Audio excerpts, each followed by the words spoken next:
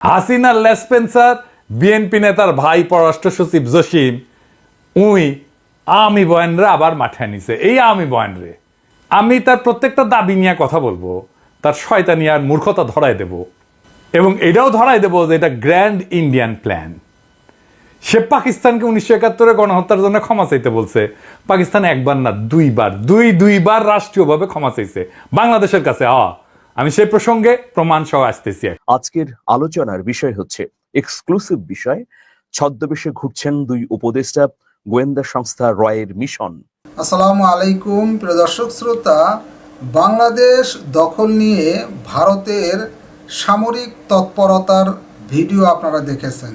এবার এই সামরিক তৎপরতার সাথে কিভাবে কাজ করতেছে বাংলাদেশে, কারণ মোদির হাত থেকে বাংলাদেশ বের হয়ে যাচ্ছে। পাকিস্তান বা অন্য অন্য দেশেরা এবার বিনিয়োগ করা শুরু করে দিয়েছে বাংলাদেশে। চীন তো বিশাল এক হাসপাতাল সহ যে তিস্তা ব্যারেজ সেগুলোর কিন্তু পরিকল্পনা তারা শুরু করে দিয়েছে। ভারতে এবার চিকিৎসা করতে যেতে হচ্ছে না। এই যে ভারত বিমুখিতা, ভারত থেকে মুখ ফিরিয়ে নিয়েছে বাংলাদেশ, এইবার ভারত কিন্তু তার আতে ঘায়ে লেগেছে। এবার ভারত উঠে পড়ে লেগেছে বাংলাদেশে কিভাবে একটা বিশৃঙ্খলা পরিস্থিতি সৃষ্টি করা যায়।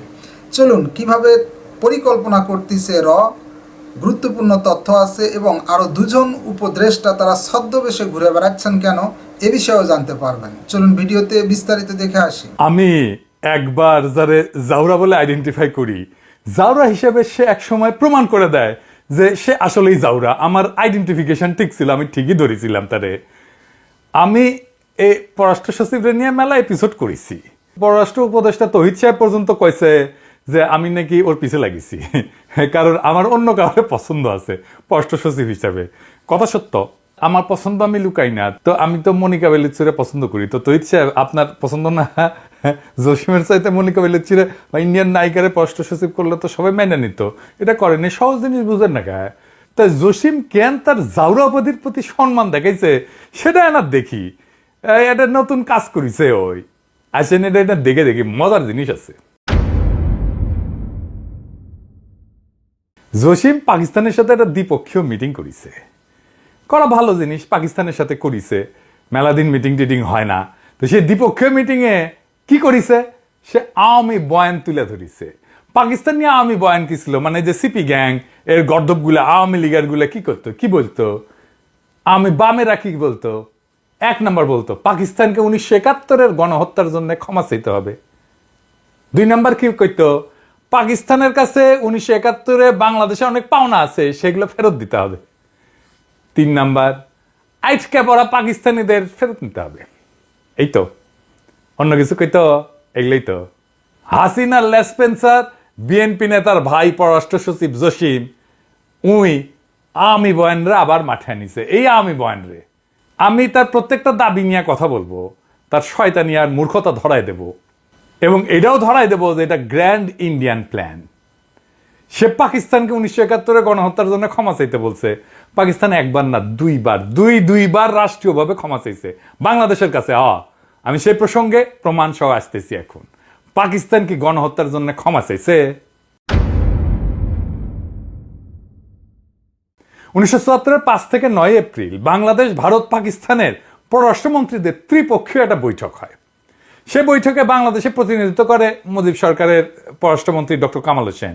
বৈঠকের অন্যতম প্রধান আলোচ্য বিষয় ছিল 195 জন যুদ্ধাপরাধীর বিচার। এতে পাকিস্তানের প্রতিরক্ষা এবং পররাষ্ট্র প্রতিমন্ত্রী বলেন, কোনো অপরাধ সংগঠিত হয়ে থাকলে আমার সরকার তার নিন্দা জ্ঞাপন এবং গভীর দুঃখ প্রকাশ করছে। আর তখন পাকিস্তানের প্রধানমন্ত্রী জুলফিকার আলী ভুট্টো বলে, মিটমাট ত্বরান্বিত করার জন্য অতীতের সমস্ত ভুল ক্ষমা করে দিন এবং ভুলে যান। এই 2 বক্তব্যের পরিপ্রেক্ষিতে বাংলাদেশ সরকার সিদ্ধান্ত নেয় যে ক্ষমাশীলতার নিদর্শন হিসেবে এই বিচার প্রক্রিয়ায় তারা আর অগ্রসর হবে না।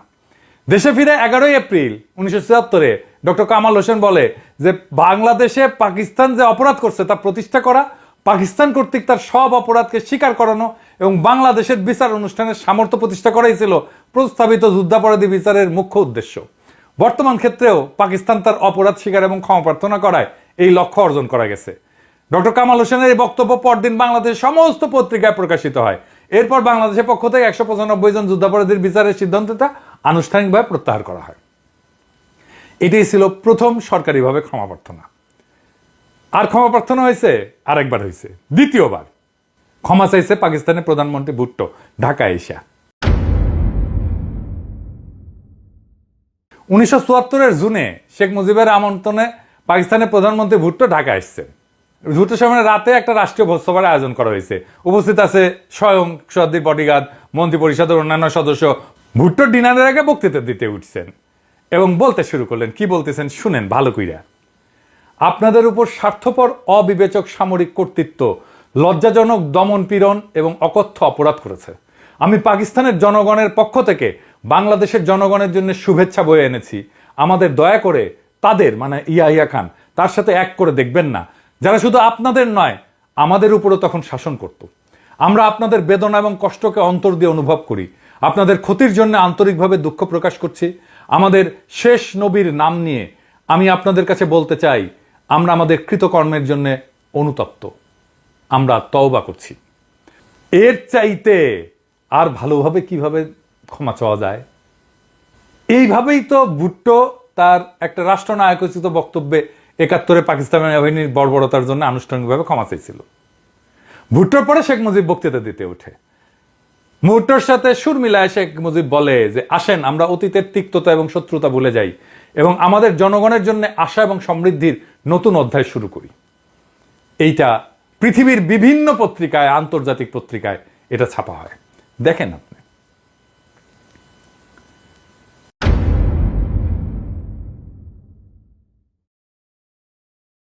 জসিম আবার ক্ষমা প্রার্থনা করতে বলে কেন? মানে এক অপরাধের জন্য কয়শবার পাকিস্তানের কাছে ক্ষমা চাইতে হবে? আমি পাকিস্তানের প্রতিনিধি দলে থাকলে জসিমের প্যান্ট খুলে নিয়ে পাছায় লাথি দিয়ে কইতাম, যা খুশি করগা। হারামজাদা জসিম জানে না এই ইতিহাস। এই ইতিহাস যদি সে নাই জানে তাহলে সচিবের চেয়ারে বসেছে কেন? বাংলাদেশের ইতিহাস সম্পর্কে বিন্দু মাত্র ধারণা নাই। আবার আইসিসে সচিবগিরি করতে শখ কত। আবার এরা যখন সরানোর কথা কওয়া হয় তখন পিঠ বাঁচাতে চলে আসে তৌহিদ সাহেব। তৌহিদ সাহেবের ধরিচ্ছি নারায়ণ। পাকিস্তান কিন্তু তার ভাষ্যে এসব কিছু উল্লেখ করে নাই, পাত্তাই দেয় নাই কি কইছে। কিন্তু পাকিস্তানের সাথে একটা ভালো কূটনৈতিক সম্পর্ক করার যে সুযোগ আমরা পাইছিলাম সেটা আমরা হারায় দিলাম। এবং এটা জসিম ইচ্ছা করে করছে, বাইঞ্চতগিরি করছে ইচ্ছা করে, হারামজাদা। তারপরে আসেন পাওনা টাকার ইস্যু নিয়ে। টাকা নাকি পায়, এটা নিয়ে কি বুঝে দেখি। এই পাওনা টাকার বিষয়টা 2016 সালে হাসিনা সরকারের ইস্যু।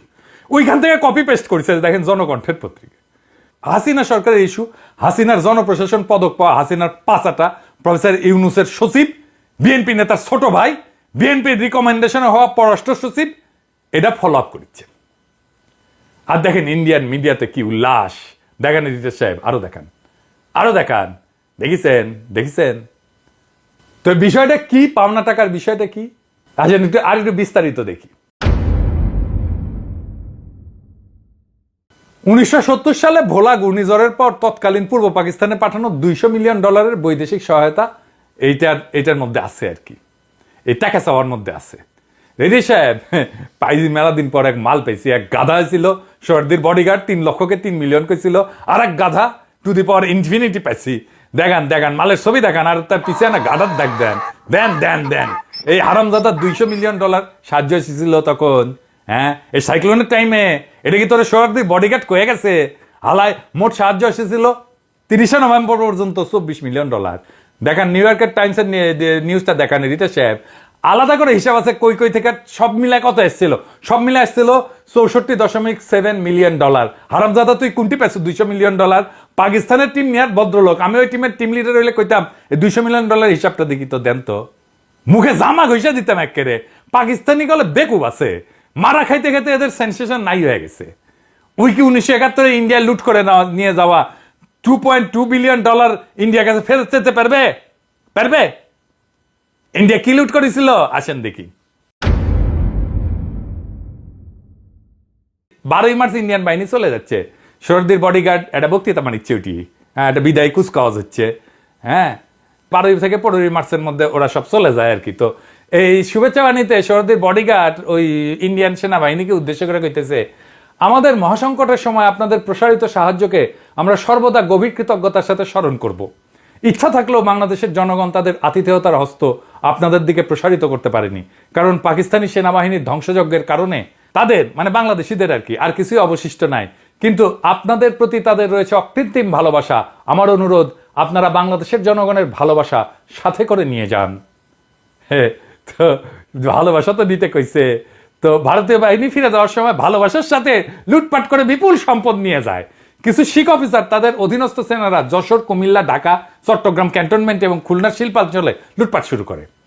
সেই সময় ভারতীয় বাহিনী সদ্য স্বাধীন দেশেদের সর্বব্যাপী নজিরবিহীন লুটপাট চালায়, তা বিদেশিদেরকেও বিহ্বল করে। গার্ডিয়ানের রিপোর্টে বলা হয় মিল ফ্যাক্টরির মেশিনারি পর্যন্ত চুরি করে নিয়ে যায় ভারতীয় সেনারা। পাকিস্তানি বাহিনী ফেলে যাওয়া অস্ত্র ছাড়াও খাদ্যশস্য, পাট, সুতা, যানবাহন, এমনকি সমুদ্রগামী জাহাজের যন্ত্রাংশ পর্যন্ত লুট করে দেয়। এই লুটের সম্পদের পরিমাণ ছিল সব মিলায় সেই সময়ের হিসাবে $2.2 বিলিয়ন। পাকিস্তানি বাহিনী তো আত্মসমর্পণ করলো। আত্মসমর্পণ করে ভারতীয় বাহিনী পাকিস্তানের অন্তত 4টা ডিভিশনের অস্ত্রশস্ত্র, ভারী কামান, গোলা বারুদ, যানবাহন, অন্যান্য সরঞ্জাম ইন্ডিয়া নিয়ে যায়। বাংলাদেশ সেনাবাহিনী প্রতিবাদ করলে টোকেন হিসেবে অল্প কিছু পুরানো অস্ত্র ফেরত দেওয়া চলে না, ফুটে না গুলি। এই ভারতীয় বাহিনী এতই নির্লজ্জ ছিল যে এত কিছু নিয়ে যাওয়ার পরেও ব্রিগেডিয়ার র্যাঙ্কের এক অফিসার ঢাকা ক্যান্টনমেন্ট থেকে ফ্রিজ, আসবাবপত্র, ক্রোকারিজ ট্রাক ভর্তি করে ভারতে পাচার করে। একজনকে ভারতীয় বাহিনী এই লুটের অপরাধে কোর্ট মার্শাল পর্যন্ত করে। তার নাম ব্রিগেডিয়ার মিশ্র। ওই সুনীল গঙ্গোপাধ্যায় ছিল না, তার পূর্ব পশ্চিমে একটা উপন্যাস ছিল, উডি লিখেছে, সুনীল গঙ্গোপাধ্যায় লিখেছে। ঢাকায় এত সব বিদেশি জিনিস পাওয়া যায়, এসব তো আগে দেখেনি ভারতীয়রা। Refrigerator, TV, twin one, carpet, টিনের খাবার, এইসব ভর্তি হতে লাগলো ভারতীয় সৈন্যদের ট্রাকে। এবং এই যে পাকিস্তানি বাহিনী পরিত্যক্ত কয়েক হাজার সামরিক, বেসামরিক যান, অস্ত্র, গোলা বারুদ সহ অনেক মূল্যবান জিনিস, এমনকি প্রাইভেট কার পর্যন্ত সীমান্ত রোপেরা পাঠিয়ে দেওয়া হয়। এই লুণ্ঠন এত বেপরোয়া আর নির্লজ্জ ছিল যে বাথরুমের আয়না, ফিটিংস সেই লুণ্ঠন থেকে রেহাই পায়নি। নবম সেক্টরের অধিনায়ক মেজর জলিল তখন খুলনায়, ওই খুলনা দিয়ে নিয়ে যাচ্ছিল সবকিছু। তিনি প্রাইভেট কার এবং যা পাইছেন রিকুইজিশন করে সার্কিট হাউসে রাখছেন মুক্তিযোদ্ধাদের তত্ত্বাবধানে। কিছু সম্পদ রক্ষার চেষ্টা করছেন। এইভাবেই ভারতীয় বাহিনীর লুটপাটের বিরুদ্ধে বীর সেক্টর কমান্ডার জনগণকে সাথে নিয়ে সক্রিয় প্রতিরোধ গড়ে তুলছিলেন। ফলো পাইছেন 31শে ডিসেম্বর ভারতীয় বাহিনীর হাতে বন্দী হন, গুম করে ফেলে তারে। যশোর সেনা ছাউনির অফিসার্স কোয়ার্টার একটা নির্জন বাড়িতে তাকে আটক রাখা হয়। বাড়িটা ছিল পাকিস্তানি বাহিনীর একটা নির্যাতন সেল। বাড়িটা অন্ধকার ছিল, রুমে মানুষের রক্তের দাগ, এলোমেলো সেরা চুল, কিছু নরকঙ্কাল ছিল, সাথে শকুন এবং শেয়ালের উপস্থিতির মধ্যে খাটে ডিসেম্বরের রাতে আধা সেরা একটা কম্বল গায়ে দিয়া দেশের প্রথম রাজবন্দী এবং গুম হওয়া সেক্টর কমান্ডার এক বীর মুক্তিযোদ্ধা মেজর জলিল শুনতে পেলেন পাশেই ভারতীয় সেনাদের বর্ষবরণের উল্লাস, নাচের ঘুঙ্গুরের শব্দ, আর সেই সাথে নারী পুরুষের হল্লা। জলিলের সঙ্গে সেদিন ভারতীয় বাহিনী আরো গ্রেপ্তার করে একই সেক্টরের আগরতল মামলায় অভিযুক্ত নৌবাহিনীর প্রাক্তন লিডের সিম্যান সুলতান উদ্দিন আহমেদ এবং মোহাম্মদ খুরশিদকে। বাকি দুইজন খালাস পেয়ে যায়, কিন্তু জলিলের কোর্ট মার্শাল হয়। ইন্ডিয়ান সোলজারদের লুটপাটের প্রতিবাদ করতে গিয়ে কোর্ট মার্শাল হয় মেজর জলিলের। এবার বুঝেছেন তো মেজর জলিল কেন জাসদ করে। ভাগ্যের কি নির্মম পরিহাস, সেই সামরিক আদালতের বিচারক ছিলেন আরেক সেক্টর কমান্ডার কর্নেল তাহের। বিচারে কিন্তু মেজর জলিল নির্দোষ প্রমাণিত হয়, কিন্তু মেজর জলিল নিজে থেকে অন্যায় আচরণের প্রতিবাদে সেনাবাহিনী থেকে পদত্যাগ করেন। এইবার লাস্ট ইস্যু, আটকে পড়া পাকিস্তানিদের ইস্যু। বাংলাদেশকে আটকে পড়া পাকিস্তানি আছে না? নাই। 2003 সালে সিদ্ধান্ত নেয় সরকার সবাইকে নাগরিকত্ব দিয়ে দেবে যারা বিহারি সম্প্রদায় আছে। প্রায় সকলে নাগরিকত্ব নিয়ে ফেলছে, পাসপোর্ট টাসপোর্ট করে ফেলছে। বাংলাদেশে যাদের জন্ম হয়েছিল তাদের বয়সও 54 বছর হয়ে গেছে, তারাই বুড়া। যাদের জন্ম পাকিস্তানে তারা অল্প কিছু মানুষ যারা নাগরিকত্ব হয়তো নেয় নাই, অল্প কিছু আছে। তাদের প্যাডে দেবো জসিম ভাই, তোর পোলা মাইয়া তো 5 বছর ইউরোপ আমেরিকা থাকলে নাগরিকত্বের আবেদন করবে লাল ফেলাইতে জিব্বা বের করে। যার বয়স 60 সে পাকিস্তানে ফিরে যায় করবেটা কি? তার কি জীবন নতুন করে শুরু করার উদ্যম আছে? প্রফেসর ইউনূস, আপনি ইনকা ভালসুন দিয়া পররাষ্ট্র মন্ত্রণালয় চালাইতেছেন, ওর তো পিয়ন হওয়ার যোগ্যতা নাই, মিনিমাম সেন্সিটিভিটি নাই, এক বিন্দু মানবিকতা নাই, ও বুঝাই না জিনিসটা কি। তার উপরে আপনি নাকি তার সিনিয়র সচিব বানাইতেছেন, সত্যি নাকি? মানে আমি যারা ঠাপাই তার দেখে উন্নতি হয়, বিষয়টা কি? আমার ঠাপে কি ভিটামিন আছে স্যার? তাইলে তো আমি জাগেরা ঠাপাই তাদের মাইন্ড করা উচিত না, পাশা পাইতে দেওয়া উচিত আমার কাছে। আমি খালি ঠাপাবো আর ক্যারিয়ারে সস্যার কয়টা উন্নতি হবে। ক্ষুদ্রকালে আমরা সিনেমার পোস্টার দেখতাম, এটা খতরনাক ভিলেন আসছিল, নাম আসছিল জসিম। আমরা যখন ক্ষুদ্রকাল পার হয়ে লায়ক হয়ে উঠেছি তখন দেখলাম জসিম আর ভিলেন না, নায়ক হয়ে উঠেছে। আমাকে জসিম ক্যারিয়ারে কামিয়াব হইতেছে, যত ঠাপ তত উন্নতি। এই রয়েছে আর দেখেছেন কেঙ্কা ভ্যাটামিন আমার ঠাপে। তো 111-এর পররাষ্ট্র সচিব আসছিল, মানে যেই সরকার বাংলাদেশকে ইন্ডিয়ার হাতে তুলে দিছিল তার সচিব এই তৈত সাহেব, তারাই ইন্ডিয়া কলে কইছিল পিলখানা বিডিআর বিদ্রোহের টাইমে সেনা অভিযান হইলে ইন্ডিয়া বাংলাদেশে আর্মি ঢুকে দিবে। অবিনাশ পালিয়া তার বইত লিখেছে, এটা ওর নাম ধরে লিখেছে তৈত সাহেবের। এটার জন্যই সেনা অভিযান হয় নাই। বিডিআর এর কিলিং এ তৈত সাহেবের দায় আছে, ওনাকে বলতে হবে কেন বাইসা নিল ওনারা ইন্ডিয়া বাংলাদেশকে বার্তা দেওয়ার জন্য। আমি জেনারেল ফজলুর রহমানকে রিকোয়েস্ট করছি ওনার জবানবন্দি নেওয়ার, সাক্ষ্য নেওয়ার, এই বইয়ের রেফারেন্স পাঠাইছি ওনার কাছে। তো ইচ্ছে পাকিস্তানের সাথে আমাদের রাষ্ট্রের সাথে সম্পর্ক করতে হবে। আর জসিমরা দিয়ে আলোচনা শুরুতে কুফা লাগাই দিলেন, এটা সাবোটাজ। ইন্ডিয়ার সাথে কথা বলার টাইমে আপনি কইছিলেন যে আমাদের দেশে ফ্যাসিবাদ কেন সাপোর্ট করিস, আমাদের দেশের রাজনীতি থেকে হস্তক্ষেপ করিস, কেন হাসিনাক আশ্রয় দিস। এখন পাকিস্তানের সাথে আলাপের টাইমে গোয়াত কুরকুরায়, আপনার কুরকুরায়। হ্যাঁ, তো ইউকের সাথে আলাপের টাইমে কি যে কবেন যে সম্পদ আমাদের লুটপাট করিস, কলোনির সময় সেটা ফেরত দাও। ৭৬-এর মন্বন্তর আর ৪৩-এর মন্বন্তর দুইটা দুর্ভিক্ষ হয়েছিল, তার জন্য ক্ষতিপূরণ চাইবেন আপনি। দেখতে হচ্ছে বাংলাদেশকে আপনার নাকি আপনার সচিবের বাপের তালুকদারি, এ দেশটা ইচ্ছা মতো আপনি পররাষ্ট্রনীতি সাজাবেন। এটা কি আপনার বাপের জমিদারি পেছেন? জমিদারি একদম পিছন দিয়ে হান্দায় দিব আপনাদের। জসিমকে পররাষ্ট্র মন্ত্রণালয় থেকে পাশায় লাথি দিয়ে খেদাবে পাবলিকে, এটা করবেই পাবলিকে। ও পাশার মধ্যে আমি ক্ষতিপূরণ ঢুকে দেবো, কেঙ্কা করে ঢুকে দেবো জানেন? এ জসিম, এই পাকিস্তানি ক্ষতিপূরণ আমি দেবো, আমি দিচ্ছি, আমি দায়িত্ব নিছি, তোক দিমু নেব, তুই কেঙ্কা করে দিমু জানিস? আই শোন, ওই $200 মিলিয়ন না, এই কয়েন করবো আর কি, বাংলাদেশি কয়েন করবো, ইনক্যাঙ্ক কয়েন, যে এডিটার সাহেব কয়েনের শব্দ দেয় না, ঝনঝন করে পড়িচ্ছে, এঙ্কা করে শব্দ না, ওই কয়েন একটা একটা করে তোর গর্মের মধ্যে ঢুকে দেবো, নে তুই নিয়ে যা। একবার সে খালাস করে আবার ফিরে আসবো, আবার ঢুকে দেবো, আবার খালাস করে ফিরে আসবো, আবার ঢুকে দেবো, যা। ইন্ডিয়ার লেসপেন্সারি করার জন্য তো পালিচ্ছি, হ্যাঁ, আমরা বেতন দিয়া। আর প্রফেসর ইউনূস, আপনি যদি ইন্ডিয়ান লেসপেন্সারদের সিনিয়র সচিব বানান, আমি প্রত্যেকটা এপিসোডে কমু আপনি ইন্ডিয়ান লেসপেন্সারদের প্রমোট করিচ্ছেন। আপনার সরকারের প্রতি আমাদের সমর্থন আনকন্ডিশনাল না, এটা মনে রেখেন স্যার। বিএনপির চাপ, ওয়াকারের চাপ, দ্রুত নির্বাচনের চাপ, এই সব কিছুর সামনে বুক চিতায় দাঁড়াইছি, উদয় না। হ্যাঁ, এই জন্য দাঁড়াই নাই যে আপনি জসিমের মতো ইন্ডিয়ান লেসপেন্সারদের পুরস্কৃত করবেন। জনগণ বোকা না স্যার, আর সব বুঝে। আর একটা এপিসোড করেছিলাম, এখনো রিলিজ করিনি, এটা সারমু এই পররাষ্ট্র মন্ত্রণালয় নিয়ে। আমি কইছি না সপ্তাহে সপ্তাহে একটা করে সারমু, ওটা আসতেছে। আরো কিছু আকাম এক্সপোজ করে দেবো। আমাদের প্রত্যয় একটাই, এদেশে প্রত্যেকটা জাউরা আইডেন্টিফাই করা, আর তাদের ইতিহাস, অজ্ঞতা আর ষড়যন্ত্র জনতার সামনে তুলে ধরা। এই জসিম হোক আর তার অভিভাবক তুল্য তহিদ সাহেবই হোক, কেউই জনগণের প্রশ্নের ঊর্ধ্বে না। ক্ষমার প্রশ্নে পাকিস্তানের ইতিহাস না জেনে যারা নতুন করে ক্ষমা চাও ধরা চালু করে, তারা আসলে এই ইতিহাস বিকৃতির মাধ্যমে ভারতের চক্রান্ত বাস্তবায়ন করতেছে। আমাদের চোখে তারা দেশের শত্রু, জাতির প্রতি প্রতারণাকারী। আমরা ইতিহাস জানি, আমরা তথ্য নিয়ে কথা বলি, আমরা প্রমাণ হাজির করি। আমার প্রত্যেকটা পর্ব, প্রত্যেকটা শব্দ এই জাতিকে জাগ্রত করার স্লোগান। এই দেশ কারো তালুকের জমিদারি না, এই রাষ্ট্র কারো বাপের সম্পত্তি না। আমরা ঠেকায় পড়ি নাই, ঠেকায় দিতে জানি। আর ইতিহাস বিকৃতিকারীদের ঠেকানো আমার দায়, দায়িত্ব এবং কর্তব্য। এই যুদ্ধে আমি একা না, আমার সাথে আছে জাগ্রত জনতা, আছে বিপ্লবী জনতা, আছে স্মৃতিশক্তির প্রত্যেকটা পৃষ্ঠা, আর আছে সেই অদম্য রক্ত যা বর্ষা বিপ্লবের রুহানি প্লাবনে প্রবাহিত হয়েছিল। তাই কইতেছি, আমার ঠাপে যদি কারো ক্যারিয়ার হয় তবে আমি ঠাপাবো, আর ঠাপে যদি কারো মুখোশ খোলে তবে আমি মুখোশও ছিড়ব। রাষ্ট্র নিয়ে খেললে খেলাটা আমি শেষ করে দিব। কারণ বাঘে চুলে 18 ঘা, পুলিশে চুলে 36 ঘা, আর পিনাকি চুলে জয় বাংলা। আমাদের আজকের আলোচনার বিষয় হচ্ছে এক্সক্লুসিভ বিষয়, ছদ্মবেশে ঘুরছেন দুই উপদেষ্টা, গোয়েন্দা সংস্থা রয়ের মিশন। আলোচিত এই বিষয়ের উপর আপনাদের কোনো প্রশ্ন বা মতামত থাকলে আমরা অবশ্যই নিতে চাই। আপনারা মেসেজ বক্সে গিয়ে লিখুন। প্রিয় দর্শক, ঐতিহাসিক একটা ঘটনার অবতারণা করে এই আলোচনা পাঠতে চাই। খোলাফায়ে রাশেদার যুগে আমিরুল মোমিনিন হযরত ওমর ফারুক রাদিয়াল্লাহু আনহু তার প্রজারা কেমন আছেন তা দেখতে রাতের বেলায় ছদ্মবেশে ঘুরতে বের হতেন। প্রজাদের দুঃখ দুর্দশা তার হৃদয়কে স্পর্শ করত, যে কারণে তিনি রাত্রি যাপন করে পাড়া মহল্লা, শহর, নগর ঘুরে বেড়াতেন, দেখতেন যে তার প্রজারা কেমন আছে।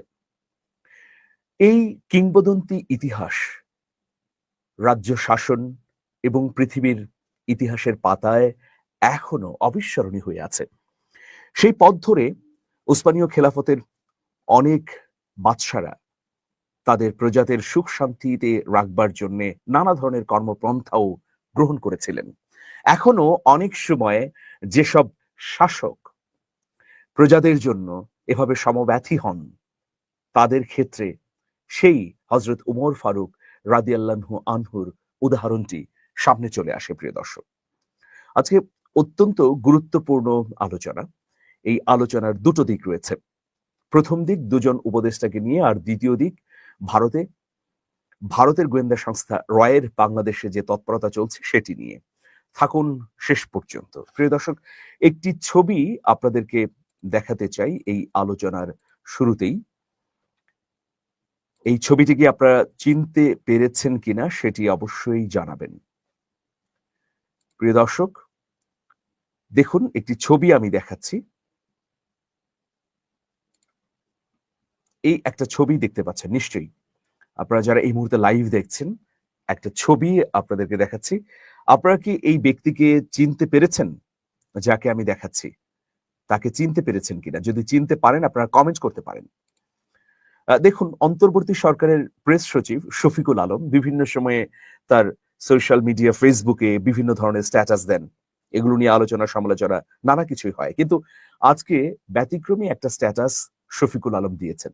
তিনি তার ব্যক্তিগত ভেরিফাইড ফেসবুক অ্যাকাউন্টে একটি স্ট্যাটাস শেয়ার করেছেন। তুহিন মাঝার নামে একজন সামাজিক যোগাযোগ মাধ্যম ব্যবহারকারী, তিনি মূলত এই ছবিটি দিয়ে একটা স্ট্যাটাস দিয়েছেন। তো প্রেস সচিব শফিকুল আলম এই ছবিটি দিয়ে এর ক্যাপশন দিয়েছেন যে দেখুন তো চেনা যায়, উনাকে দেখে আমি আকাশ থেকে পড়লাম, এত সাদামাটা, আসলেন জুতা হাতে নিয়ে, অজু করতে গেলেন, আশেপাশে কেউ নেই। স্বরাষ্ট্র মন্ত্রণালয়ের মতো গুরুত্বপূর্ণ একটা জায়গার উপদেষ্টা, কোনো হই হুল্লোড় নেই, মানে উনি যে এখানে আসছেন আলাদা কোনো উত্তেজনা নেই, একজন সাধারণ মুসল্লির মতোই, শুধু সাধারণ নয় গরিব একজন মুসল্লির মতো যেন এলেন জীর্ণ শীর্ণ দেখতে। না, এমন শাসক আর শাসনই আমাদের স্বপ্নময় ছিল। জুলাই শহীদদের কারণে এই সৎ মানুষগুলোর দেখা পেলাম, আল্লাহ তাকে রহম করুন। স্বরাষ্ট্র উপদেষ্টা লেফটেন্যান্ট জেনারেল অবসরপ্রাপ্ত মোহাম্মদ জাহাঙ্গীর আলম চৌধুরী নামাজ পড়তে গিয়েছিলেন। মসজিদে তার বসা অবস্থার একটি ছবি শেয়ার করে স্ট্যাটাস দিয়েছিলেন তুহিন মাঝহার নামে একজন সোশ্যাল মিডিয়া অ্যাক্টিভিস্ট। তার সেই ছবি এবং স্ট্যাটাসই শেয়ার করেছেন শফিকুল আলম। প্রিয় দর্শক, এই যে দেখুন এই ছবিটি। আপনারা জানেন যে স্বরাষ্ট্রমন্ত্রী বা স্বরাষ্ট্র উপদেষ্টা হিসেবে জাহাঙ্গীর আলম চৌধুরী নিয়োগ পাবার পর থেকে নানা আলোচনা সমালোচনা হয়েছে। বিশেষ করে তিনি নিয়োগ পাবার পর আইন শৃঙ্খলা পরিস্থিতি উত্তরণ ঘটাতে বেশ খানিকটা সময় লাগছিল। অনেক বিষয়ে তিনি হোঁচট খাচ্ছিলেন। ফলে বিভিন্ন নাগরিক সমাজের পক্ষ থেকে এই দাবি উঠেছিল যে স্বরাষ্ট্র উপদেষ্টার পদত্যাগ করতে হবে। তবে ফেব্রুয়ারি থেকে তিনি তার প্রচেষ্টার মাধ্যমে আইন শৃঙ্খলা পরিস্থিতির উন্নতি ঘটান। এর আগে অনেকগুলো ঘটনা ঘটে গেছে, সবাই বা অনেকে তাকে অথর্ব হিসেবে মন্তব্য করেছিলেন, কিন্তু ফেব্রুয়ারিতে আচমকাই আইন শৃঙ্খলা পরিস্থিতির উন্নতি ঘটতে থাকে। বর্তমানে এর সূচক ঊর্ধ্বমুখী বলা যায়। শুধু তাই নয়, তিনি ব্যক্তিগতভাবে থানায় থানায় ঘুরছেন, ঘুরে ঘুরে তিনি থানাতে কর্মরত অফিসারদের উৎসাহিত অনুপ্রাণিত করছেন যেন আইন শৃঙ্খলা রক্ষায় তারা ভূমিকা পালন করেন। প্রিয় দর্শক, আপনারা জানেন যে কদিন আগে স্বরাষ্ট্র উপদেষ্টার একটি ছবি ভাইরাল হয়েছে। সেই ছবিতে দেখা যাচ্ছে যে স্বরাষ্ট্র উপদেষ্টা একটি থানায় গিয়েছিলেন, সেই থানায় তাকে লাল গালিচা সংবর্ধনা দেওয়া হয়েছিল। তিনি খুবই এতে অসন্তুষ্ট হয়ে সংশ্লিষ্ট পুলিশ কর্মকর্তাকে বকাঝকা করেছেন। এই ভিডিও কিন্তু ভাইরাল হয়েছে। প্রিয় দর্শক, এটি সম্ভবত সিলেটে তিনি গিয়েছিলেন, সিলেটে পুলিশ সুপারের কার্যালয়ের ঘটনা। প্রিয় দর্শক, তো স্বরাষ্ট্র উপদেষ্টার এই ছবিটি ঘিরে কিছুক্ষণ আগে থেকে সামাজিক যোগাযোগ মাধ্যমে লেখালেখি শুরু হয়েছে। এখন প্রশ্ন হচ্ছে, শুধু ব্যক্তিগত জীবনাচরণে নয়, বরং প্রশাসক হিসেবে তিনি যদি তার স্বচ্ছতা, জবাবদিহিতা এবং ন্যায্যতার ছাপ পরিপূর্ণভাবে রাখতে পারেন, তাহলেই বাংলাদেশের মানুষ সুফল ভোগ করতে পারবে। এটা হচ্ছে প্রথম একটা দিক। দ্বিতীয় আরেকটি ছবি আপনাদেরকে আমি দেখাতে চাই, সেই ছবির মধ্য দিয়েও অনেক কিছু স্পষ্ট হবে। প্রিয় দর্শক, এই ছবিটি হয়তো অনেকে দেখেছেন। একজন ব্যক্তি দাঁড়িয়ে আছেন, সাদা শার্ট পরা, তার চুল সাদা, বয়োবৃদ্ধ একজন মানুষ, চশমা কপালে তুলে রাখা। এই ব্যক্তিকে নিশ্চয়ই আপনারা চিনেছেন, চিনে থাকবারই কথা, কারণ ইতিমধ্যে এই ছবিটিও ভাইরাল হয়েছে। তিনি হচ্ছেন বর্তমান অন্তর্বর্তী সরকারের 3টি মন্ত্রণালয় চালানো উপদেষ্টা ফাউজুল কবির খান। প্রিয় দর্শক, এই ফাউজুল কবির খানের কর্মতৎপরতা নিয়েও ইদানিং সোশ্যাল মিডিয়ায় নানা আলোচনা হচ্ছে। একজন সাদামাটা জীবনযাপনের অধিকারী এই মানুষ 3টি মন্ত্রণালয় চালাচ্ছেন কোনো ধরনের আওয়াজ ছাড়া। 3টি মন্ত্রণালয় খুবই গুরুত্বপূর্ণ। এই 3টি মন্ত্রণালয়ে হাজার হাজার কোটি টাকার প্রকল্প চলমান রয়েছে, কিন্তু এখন পর্যন্ত কোনো ধরনের দুর্নীতি বা অসততার খবর পাওয়া যায়নি। বিদ্যুৎ, জ্বালানি ও খনিজ সম্পদ মন্ত্রণালয় অত্যন্ত গুরুত্বপূর্ণ একটি মন্ত্রণালয়। সড়ক পরিবহন ও সেতু মন্ত্রণালয় আওয়ামী লীগ সরকারের আমলে ওবায়দুল কাদের এই মন্ত্রণালয়ের দায়িত্বে ছিলেন। এরপর রেলপথ মন্ত্রণালয়। এই 3টি মন্ত্রণালয়ের দায়িত্ব পালন করছেন ফাউজুল কবির খান। তো তিনি দায়িত্ব পালন করছেন। এরপরেও তার এই দায়িত্ব পালনের শুরুর দিকে বেশ কিছু ঘটনা ঘটেছিল, পরবর্তীতে তিনি ধীরে ধীরে সেগুলোকে নিয়ন্ত্রণে এনেছেন। অন্তর্বর্তীকালীন সরকারের উপদেষ্টা ফাউজুল কবির খান মেট্রো রেলে দাঁড়িয়ে যাতায়াত করছেন। এটা সেই ছবি, যে ছবিটি ভাইরাল হয়েছে। গত 13ই এপ্রিল এই পুরনো ছবিটি শেয়ার করে এনসিপি নেতা হাসনাত আব্দুল্লাহ একটি স্ট্যাটাসও দিয়েছিলেন। সেই স্ট্যাটাসে তিনি বলেছেন যে, আমরা অন্তর্বর্তীকালীন সরকারের সমালোচনা করি, তবে সমালোচনার পাশাপাশি এই সরকারের ভালো কাজেরও প্রশংসা করা উচিত। সেই আলোচনায় কিছু উপদেষ্টার কাজ এবং উদ্যোগ বিশেষভাবে উল্লেখযোগ্য। মাননীয় উপদেষ্টা ফাউজুল কবির খানের লক্ষণীয় প্রচেষ্টা নিঃসন্দেহে প্রশংসাযোগ্য। যেমন ধরুন, দেশের বিদ্যুৎ ও জ্বালানি খাতে বকেয়া পরিশোধের পরিমাণ 3.2 বিলিয়ন মার্কিন ডলার। অন্তর্বর্তী সরকার দায়িত্ব গ্রহণের পর উপদেষ্টা ফাউজুল কবির খানের নিরলস প্রচেষ্টায় তা কমে এখন প্রায় 800 মিলিয়ন ডলারে এসে দাঁড়িয়েছে। ওই স্ট্যাটাসে হাসনাত আব্দুল্লাহ আরো লেখেন যে, এবারের ঈদে সারা দেশে যান চলাচল ছিল তুলনামূলকভাবে স্বস্তিদায়ক। সড়কে যাত্রীদের ন্যায্য ভাড়ার নিতে দেখা গেছে এবং বাড়িও ফিরেছে নিশ্চিন্তে, নির্বিঘ্নে। অন্যবারের মতো দীর্ঘ যানজটের দুর্ভোগ পোহাতে হয়নি মানুষকে। ট্রেনের টিকিটের জন্য দীর্ঘ লাইনের ভোগান্তিও দেখা যায়নি। আমরা সাধারণত দেখে আসছি ইফতার, সাহরি ও পুরো রমজান জুড়ে লোডশেডিং এর যন্ত্রণায় জনজীবন অতিষ্ঠ থাকে, কিন্তু এবার দেশের মানুষ নিরবচ্ছিন্ন বিদ্যুৎ সংযোগ উপভোগ করছে। সাধারণ মানুষ ও ব্যবসায়ীদের জন্য রমজানে নিরবচ্ছিন্ন বিদ্যুৎ সরবরাহ নিশ্চিত করতে তিনি ও তার টিম আগেভাগেই পরিকল্পনা নিয়ে কাজ করেছেন। দীর্ঘদিন ধরে রেল খাতকে তিলে তিলে ধ্বংস করা হয়েছে। ফাউজুল কবির খান দায়িত্ব নেবার পর থেকেই তিনি চেষ্টা করছেন রেল খাতকে দুর্নীতিমুক্ত, যাত্রী বান্ধব ও আধুনিক করতে। পাশাপাশি এর লোকসান কিভাবে কমিয়ে আনা যায় সেটিও তিনি অগ্রাধিকার ভিত্তিতে দেখছেন। তো এই স্ট্যাটাসটিতে হাসনাত আব্দুল্লাহ তিনি বিস্তারিতভাবে ফাউজুল কবির খানের নানা ধরনের উদ্যোগ এবং তৎপরতার কথা বলেছেন। কিছুদিন আগে ডক্টর মোহাম্মদ ইউনূসের সঙ্গে চীন সফর করেছেন ফাউজুল কবির খান। সেই সময় তাকে দেখা গেছে যে তিনি কোনো শুটেড বুটেড হয়ে যাননি। তিনি একটা সাধারণ জ্যাকেট পরেছেন, শার্ট, এরপর গ্যাভাজিং এর একটা প্যান্ট এবং সেই পুরনো স্পোর্টস শো। এটা নিয়ে অনেক আলোচনা হয়েছে যে তিনি এতটা নিরাভরণ, এতটা সাদা মাটা হয়ে কেন বিদেশ সফর করছেন। তবে অধিকাংশ মানুষই প্রশংসা করেছেন যে না, এ ধরনের মানুষ মন মানসিকতার দিকেও স্বচ্ছ এবং কর্ম উদ্যমী হয়ে থাকেন। প্রিয় দর্শক, তো যখন এই দুজন ব্যক্তির এভাবে চলাফেরা, তাদের কর্মতৎপরতা এবং আচরণ মানুষের মনের মধ্যে একটা ইতিবাচক দাগ কেটেছে, তখন আরেকজন ব্যক্তিও তিনি নির্বিঘ্নে ফুরফুরে মেজাজেই ঢাকায় ঘুরে বেড়াচ্ছেন। তবে তাকে বিপজ্জনক ব্যক্তি হিসেবেই চিহ্নিত করা হচ্ছে। তিনি আমাদের জন্য ইতিবাচক ব্যক্তি নন। কেন ইতিবাচক নন সেই বিষয়ে আলোচনা করব। প্রিয় দর্শক, তবে আগের আলোচনার শেষ আমি সারাংশ দিয়ে যাই। আমরা যেমন এই ধরনের আচরণ, ব্যবহার, চলাফেরায় উচ্ছ্বসিত, অনুপ্রাণিত, একইভাবে প্রত্যেক মন্ত্রণালয়ে দায়িত্বপ্রাপ্ত উপদেষ্টারা যদি এ ধরনের জীবনাচরণের মধ্য দিয়ে মানুষের জয় করেন, হৃদয়কে জয় করেন, পাশাপাশি যদি তারা কর্মতৎপরতার ক্ষেত্রেও ছাপ রাখেন, তবেই সেটা আসলে মঙ্গলময় হয়ে উঠবে এদেশের মানুষের জন্য, এবং গণ অভ্যুত্থানের পর মানুষ যে প্রত্যাশা করছে সেই প্রত্যাশার পূরণ হবে। প্রিয় দর্শক, তো খুবই স্পর্শকাতর একটা বিষয়, আমি সেই বিষয়টি আপনাদের সামনে শেয়ার করছি। দেখুন, এটিও একটা ছবির মধ্য দিয়ে প্রকাশিত হবে আপনাদের সামনে। ছবিটি দেখুন, একটি ছবি দেখতে পাচ্ছেন আপনারা সবাই। এর শিরোনাম হচ্ছে ঢাকায় র এর স্টেশন চিফকে জানালেন সাংবাদিক জুলকারনাইন। এটি কালের কণ্ঠের একটি নিউজ। আমি নিউজটি পড়তে চাই, পড়লে আসলে পরিষ্কার হবে।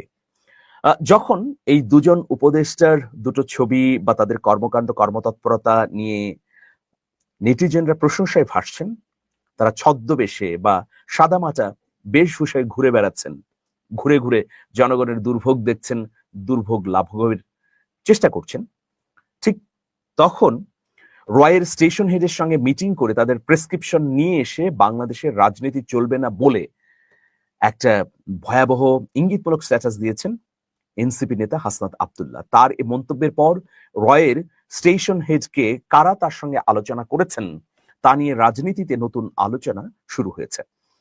এবার এক ব্যক্তিগত ভারতীয় গোয়েন্দা সংস্থা রয়ের স্টেশন হেড উল্লেখ করে নিজের ভেরিফাইড ফেসবুক পেজে একটি স্ট্যাটাস দিয়েছেন প্রবাসী সাংবাদিক জুলকারনাইন শায়ের খান। এক ব্যক্তিকে ভারতীয় গোয়েন্দা সংস্থার বাংলাদেশ চ্যাপ্টারের স্টেশন হেড তিনি বলেছেন। শায়েরের পোস্ট অনুযায়ী রয়ের স্টেশন হেডের নাম রাজেশ কুমার অগ্নিহোত্রী। শায়ের তার পোস্টে বলেন, অত্যন্ত আশ্চর্যের বিষয় হলো 5 আগস্ট স্বৈরাচার হাসিনা সরকার পতনের পরও রাজেশ কুমার অগ্নিহোত্রী ঢাকায় ভারতীয় গোয়েন্দা সংস্থা রয়ের স্টেশন চিফ হিসেবে ভারতীয় হাই কমিশনের কমার্শিয়াল কাউন্সিলরের কভারে কাজ করে চলছেন। তিনি বলেন, ফ্যাসিস্ট আওয়ামী রেজিম এই ভারতীয় গোয়েন্দা সংস্থার সহায়তায় বাংলাদেশের রাজনীতিতে নগ্ন হস্তক্ষেপ করেছে বিগত 15 বছর, এবং রাজেশের মতো আওয়ামী ল্যাবজগেরা এখনো দেশের অভ্যন্তরে ডিপ্লোম্যাটের কভারে তৎপরতা চালিয়ে যাচ্ছেন। সাম্প্রতিক সময় রাজেশ দেশের বিভিন্ন রাজনৈতিক দলের নেতৃত্বের সাথে যোগাযোগ করছেন বলেও জানা গেছে। তিনি আরো বলেন, বাংলাদেশের পররাষ্ট্র মন্ত্রণালয় অতি দ্রুত রাজেশকে ভারতে ফেরত পাঠানোর ক্ষেত্রে যথাযথ পদক্ষেপ গ্রহণ করবেন, সেটাই কামনা করছে। জানা যায় 2023 সালের 5 জানুয়ারি রাজেশ কুমার অগ্নিহোত্রীকে নিয়ে নিজের আইডিতে একটি পোস্ট দিয়েছিলেন জুলকারনাইন শায়ের খান। ওই পোস্টে তিনি বলেছিলেন, 2016 সালের 3রা নভেম্বর পাকিস্তানের পররাষ্ট্র মন্ত্রণালয় দেশটিতে কর্মরত 6 জন ভারতীয় কূটনীতিককে ভারতীয় গোয়েন্দা সংস্থা র এবং 2 জনকে আইবি মানে ইন্টেলিজেন্স ব্যুরোর সদস্য হিসেবে চিহ্নিত করে।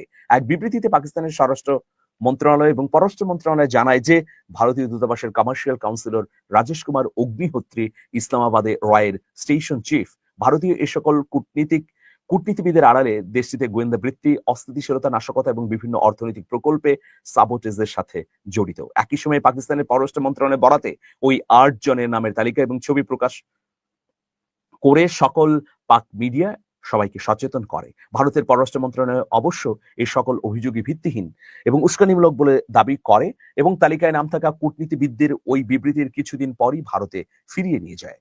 শায়ের তার স্ট্যাটাসে আরো উল্লেখ করেন যে সম্প্রতি বাংলাদেশের বিশেষ একটি গোয়েন্দা সংস্থার বিশ্বস্ত সূত্র জানায় যে পাকিস্তানের দাবি করা রয়ের ওই স্টেশন চিফ রাজেশ কুমার অগ্নিহোত্রী বর্তমানে ঢাকায় অবস্থিত ভারতীয় হাই কমিশনে মিনিস্টার, কাউন্সিলর ও শিক্ষা হিসেবে কর্মরত আছেন। সূত্রটি বলে যে কাউন্টার ইন্টেলিজেন্সের অভিজ্ঞ কর্মকর্তাদের পরামর্শ উপেক্ষা করে বাংলাদেশের পররাষ্ট্র মন্ত্রণালয় এই ভারতীয় কূটনীতিবিদের নিয়োগ ভ্যালিডেট করে। প্রিয় দর্শক, এটি ছিল খবর।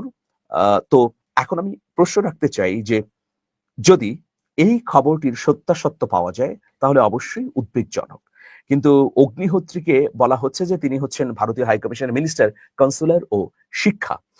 তবে শায়ের বলেছেন 2016 সালে তারা পাকিস্তানে চিহ্নিত হয়েছিলেন, তারা মানে মূলত তিনি এবং তার সহযোগীরা সেই সময় পাকিস্তানের স্টেশন হেড হিসেবে অগ্নিহোত্রী কাজ করেছিলেন। সেই অগ্নিহোত্রী বর্তমানে বাংলাদেশে রয়ের স্টেশন চিফ হিসেবে কাজ করছেন।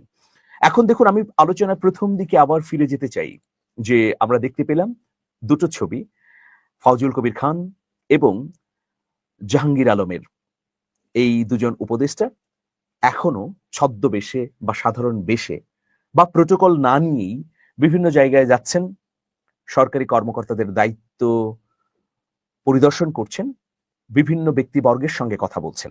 কিন্তু তাদেরকে অবশ্যই এটা মেনে বা জেনে রাখা উচিত যে বিভিন্ন নাশকতা তৈরির জন্য অনেক গ্রুপ ঢাকা থেকে শুরু করে সব বড় বড় শহরে বা একদম প্রত্যন্ত অঞ্চলেও কাজ করছে। সুতরাং তারা যে এরকম নির্বিঘ্নে ঘুরছেন, তারা কি তাদের নিরাপত্তা নিশ্চিত করে ঘুরছেন? তাদের আশেপাশে কি ছদ্মবেশে শৃঙ্খলা বাহিনী আছে? নইলে তো বড়ই বিপত্তি। কারণ একদিকে দেখছি যে প্রতিবেশী দেশের গোয়েন্দা সংস্থার তৎপরতা, আবার অন্যদিকে এই দুজন উপদেষ্টার সাদামাটা ভাবে চলাফেরা।